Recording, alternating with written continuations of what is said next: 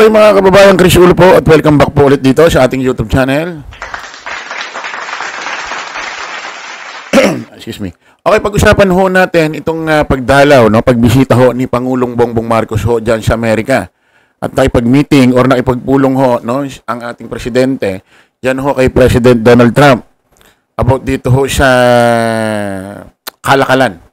Kung magkano ho ang ipapatong na tarif ng Amerika sa ating mga produkto na itinatawid ho, papasok dyan ho sa Amerika.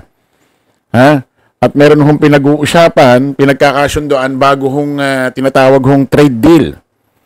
Bukod ho dyan mga kababayan, naging usap-usapan ho rito sa Pilipinas, ang kanilang kumakalat na video na kung saan ay nagmi-meeting ho sila at narinig ho sa pahayag ho ni President Donald Trump na ito si Digong ay kanyang ginagago.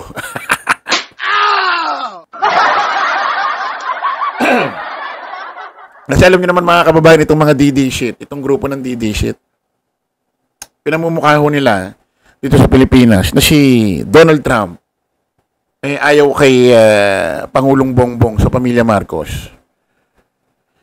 Gusto at pabor dito kay Digong. Pero lumalabas mga kababayan dito ho sa bidyong kumakalat na nagmi-meeting, nag-uusap ho ang kampo ni Pangulong Bongbong at ang kampo ng Amerika sa pangunguna ho ni President Donald Trump. Lumalabas, parang pinaplastic ginagago lang ni Donald Trump si Digong. Kaya pala dati ng presidente si Digong, may inatinan yata silang Asian Summit. Kaya naman pala may ganitong eksena dati. Hindi siya kinamayan ni Trump.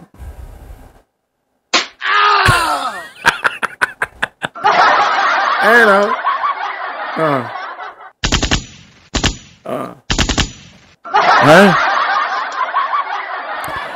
Basahin mo natin ito mga kababayan. Ito yung sinabi ni President Donald Trump. Trump rips Duterte diplomacy.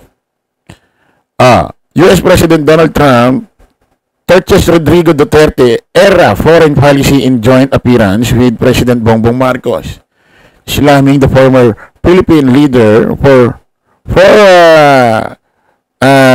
cruising up to China and insulating alias. They didn't get along. They get along with anybody, Trump said. Adding, honestly, they didn't know what they were doing, sabi ni President Donald Trump. Hindi daw alam ayon daw kay President Donald Trump, si Digong at yung kanyang mga alliance, hindi ho alam nila ang kanilang ginagawa nung silang namumuno sa Pilipinas. So, para bang sinasabi ni Donald Trump na wala sa mga sarili ang Duterte admin. Ito ho yung video. Baka akala na yung iba fake news ho ito mga kababayan. Ito ho yung video niya. It's an honor to be with this gentleman. You know, I've known him and I've known his family actually, but I've known him. And I assume you're from the Philippines? Are you from the Philippines? Yes, sir. It's good. You're very lucky to be from the Philippines. It's a great place. But we're going to have a very good relationship. I mean, I know you had some problems with another president, and it was not your fault. It was the president's fault. And the country was maybe tilting toward China, but we untilted it very, very quickly. But you know... Yan. Narinig natin kay President Donald Trump, ng presidente ng Amerika. Alam niya na may problema siya sa dating presidente, dating administration, dating admin. At ito ay pro-China daw. At dinagdag pa ni Donald Trump na itong si Digong at ang kanyang mga alliance, kanilang grupo nung namumuno rin sa Pilipinas 2016 to 2022 ay hindi yun daw nila alam ang kanilang ginagawa. Alam mo, tama si President Donald Trump Bakit ko nasabi? Naalala niyo mga kababayan ng 2016, may ipinail ho si President Aquino dati, Noy, noong 2013. Nagdemanda ho, nagsampa ho ng kaso sa International Court. na tayo ang may karapatan dyan sa West Philippine Sea sa ating economic zone. So, yung binabang hatol, yung binabang hatol na International Court, binaba na noong 2016. Mga July na yata. Kakaalis lang ho sa termino ni President Noynoy. Ang naabutan na doon sa hatol, si Digong nakakaupo niya lang bilang presidente. Alam nyo ba, imbis na yung papel na yon, excuse me, may konting ubo, isampal kay Xi Jinping para hindi ho sila makapagtayo ng instruktura 2016 to 2022. Sabi pa ni Digong, kapirasong papel lang yan. Kumbaga, wala yan. Kapirasong papel lang yan. So, ibig sabihin, hindi niya kinikilala ito. Para mapanghawakan natin na ipaglaban yung ating parte ng Pilipinas doon sa West Philippine Sea. Taliwas ito doon sa sa pinangako niya na pag nanalo siya, sasakay siya ng jet ski, tatayo niya yung watawat ng Pilipinas doon sa Scarborough Show. Bahala na, patayin siya ng Pilipinas, ng China. Total, matagal na naman niya gusto maging superhero, maging bayani. Taliwas to doon. Siyempre, nagsalita siya ng ganong kapirasong papel lang yan. Lumakas ang loob ngayon ni Xi Jinping. Hindi niya raw kinikilala yung hatol na yan. Isipin mo nga naman, kahit naman ako si Xi Jinping, lalong lalakas ang loob ko. Yung presidente nga mismo ng Pilipinas, hindi kinikilala Pabor na sa kanila, hindi niya pa kinikilala. Hindi lalong lalakas ang loob ko magtayo ng istruktura. O dito na nangyari. Hindi kinilala ng China. Hinayaan ni Digong.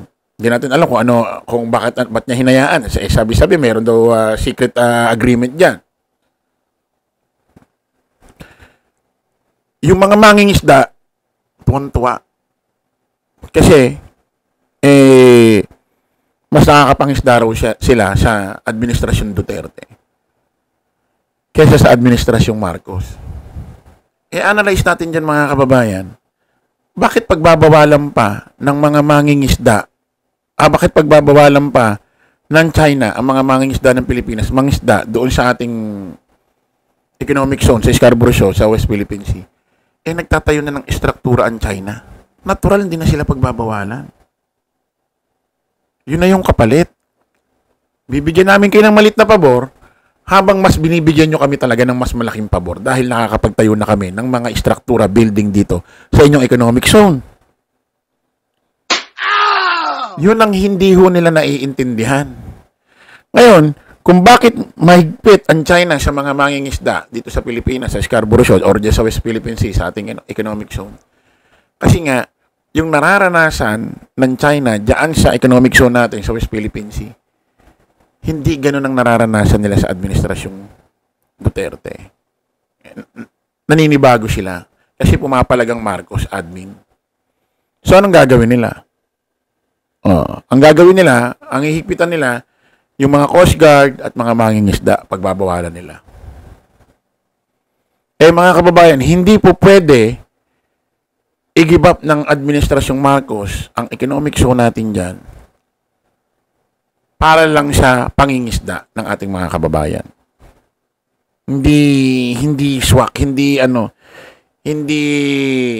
kumbaga hindi angkop.